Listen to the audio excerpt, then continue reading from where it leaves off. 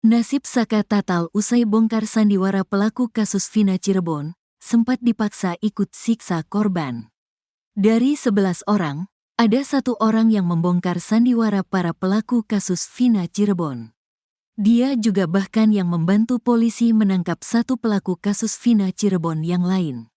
Pelaku pembunuhan Vina dan Eki di Cirebon kini sudah dijatuhi hukuman. Sedangkan 1 orang yang masih di bawah umur divonis penjara 8 tahun 3 bulan. Dia adalah Saka Tatal. Sedangkan 3 orang lagi, Dani, Andi dan Pegi alias Perong masih berstatus DPO, daftar pencarian orang. Kakak Vina, Marliana bercerita setelah terungkap bahwa adiknya dan Eki bukan tewas karena kecelakaan, polisi kemudian menangkap 7 orang. Kata Marliana, saat ditangkap 7 pelaku ini bersandiwara. Mereka ditangkap dalam kondisi mabuk. Begitu ditangkap juga mereka malah pada kaget.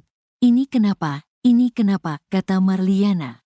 Sandiwara pelaku kasus Vina Cirebon terbongkar berkat pengakuan dari 1 orang. Yang di bawah umur, yang ngaku pertama, katanya. Ya, dia adalah Saka Tatal. Menurutnya, Saka Tatal membongkar rencana kekejaman para pelaku terhadap Vina dan Eki. Memang dia cerita kenyataannya kayak gitu, katanya. Bahkan berkat pengakuan Saka Tatal, polisi kembali menangkap 1 orang pelaku lain. Dia ngasih tahu 1 pelakunya ada di rumah, katanya. Kepada polisi Saka Tatal mengaku tak berniat ikut menyiksa Vina dan Eki. Saka mengaku dipaksa oleh 10 pelaku lain untuk ikut menyiksa Eki dan Vina. Di bawah umur ini juga gak bermaksud untuk ikutan, cuman dia dipaksa sama yang lain buat ikut, kata Marliana. Saka Tatal mengaku hanya ikut menonjok. Pengakuan dia cuma nonjok, katanya. Kini setelah membongkar sandiwara pelaku kasus Vina Cirebon, Marliana menduga Saka Tatal sudah bebas dari penjara. Kemungkinan sudah keluar, katanya. Dalam isi dakwaan Andika, disebutkan bahwa Saka Tatal ikut menimpuk motor Eki menggunakan batu kemudian Saka juga menonjok Eki saat di jembatan. Marliana, 33, merasa was-was karena ada terpidana kasus kematian Vina Cirebon yang akan bebas. Marliana merupakan kakak Vina yang saat usia 16 tahun pada 2016 menjadi korban pemerkosaan dan pembunuhan. Pelakunya adalah geng motor di Cirebon.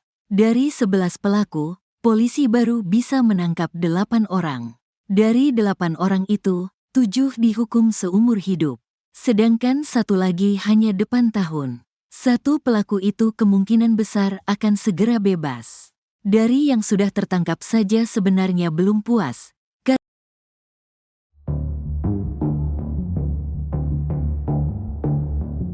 Kasus pembunuhan Vina kembali menjadi sorotan publik seusai film bertajuk Vina Sebelum 7 Hari telah tayang di bioskop. Rupanya sebelum film itu tayang, 2 sosok pria misterius mendatangi keluarga Vina. Kedua pria itu meminta agar kasus pembunuhan Vina tak dibuka kembali. Dikutip dari Kompas.com, hal itu diungkapkan oleh kakak Vina yakni Marliana usia 33 tahun yang mengatakan 2 pria misterius itu meminta agar proses pembuatan film Vina sebelum 7 hari tak dilanjutkan. 2 pria itu mengatakan film yang diangkat dari kisah nyata justru akan membuat kasus Vina kembali ramai. Meski begitu, Marliana mengatakan bahwa kisah Vina yang dijadikan film merupakan hak dari keluarga. Marliana pun balik mendesak 2 pria itu agar menangkap 3 buronan pelaku pembunuhan Vina jika kasus tersebut tidak ingin ramai kembali. Kini kasus pembunuhan Vina memang kembali menjadi sorotan publik selesai film itu tayang di bioskop sejak 8 Mei 2024. Masyarakat ramai-ramai mendorong agar polisi menangkap 3 pembunuh Vina yang saat ini masih menjadi buron. Terutama dari pihak keluarga, Marliana berharap polisi benar-benar akan menangkap 3 pelaku yang masih menjadi buronan. Pasalnya, Marliana menyetujui pembuatan film Vina agar mencari keadilan. Sebelumnya diberitakan polisi hingga kini belum mampu menangkap 3 anggota geng motor pembunuh Vina dan pacarnya yakni Eki. Kabid Humas Polda Jabar Kombes Pol Jules Abraham Abbas mengatakan penangkapan terkendala identitas asli dari para pelaku.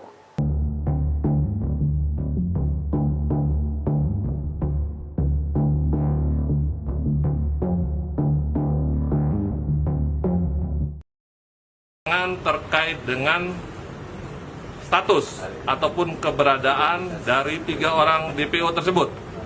Baik kami menelusuri sekolah, orang tua, kerabat dari ketiga DPO tersebut, bahwa sampai dengan saat ini penyidik Polda Jawa Barat pada saat menangani kasus ini masih berupaya untuk mencari identitas dari 3 tersangka. Kami baru menemukan yang namanya inisial atau kata ya, nama saudara Dani, saudara Andi, saudara Peggy alias Perong. Nah, apakah itu nama asli atau nama samaran? Ini masih kami telusuri. Jadi kami harap kalau ada berita-berita yang mengaitkan, mengatakan bahwa identitas yang bersangkutan sudah diketahui, sudah disembunyikan oleh pihak kepolisian, itu tidak benar.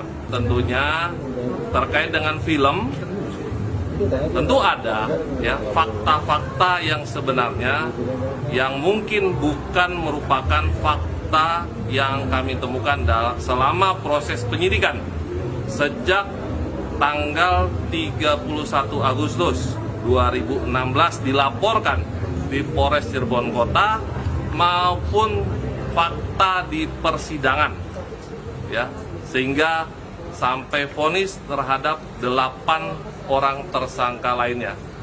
Silakan masyarakat mengambil suatu pembelajaran, membedakan bahwa mana yang film benar-benar nyata, fiksi atau non-fiksi. Tentu namanya film, barangkali ada kejadian, ada cerita yang bukan cerita sesungguhnya. Ya, Assalamualaikum warahmatullahi wabarakatuh. Kembali lagi bersama saya Kewan Watton Jabar. Kali ini saya berada di lokasi di mana saat itu Vina dan Eki, 2 korban kasus geng motor di kota Cirebon, dieksekusi, dibunuh, dan si Vina sempat diperkosa oleh pelaku geng motor yang sampai saat ini dari 11 pelaku, 3 diantara itu belum ditangkap oleh kepolisian. Ini saya sedang berada di tanah kosong di mana saat itu tahun 2016 ada memang lokasi ini tempat eksekusi dan sekaligus tempat markas dari geng motor tersebut. Informasi yang didapat memang ini